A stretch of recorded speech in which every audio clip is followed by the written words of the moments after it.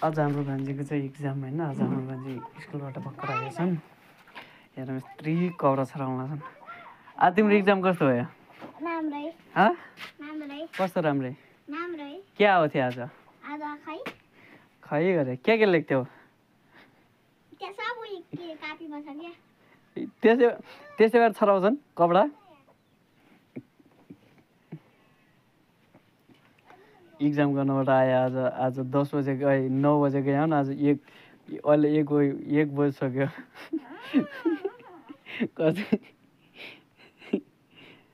आज इक्जाम कस्तो भयो भनिदिनु हौ।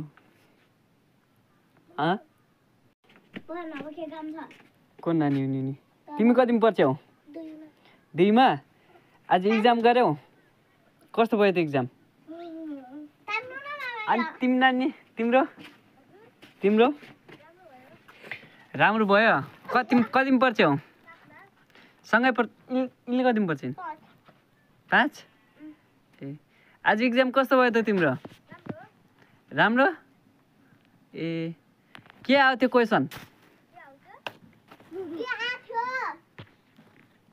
मैले इन्नानीसँग सोधेछु के आयो त्यो क्वेसन?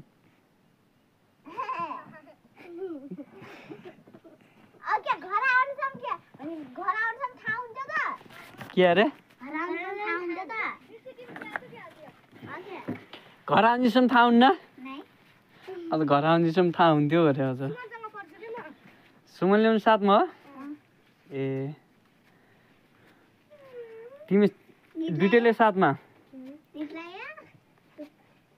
खै पेपर खै पेपर देखाउ त।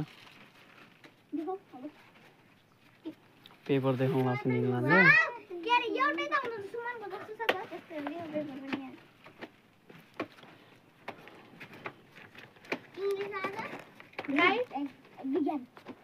ए पेपर हो।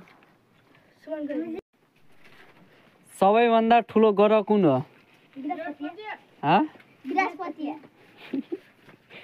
हो तिमी 7मा रे। 7मा पढ्ने मान्छे नानीलाई सोधेको। आज त्यसै आज होमवर्क गर्यौ? अहिले ऊ लेख्यौ?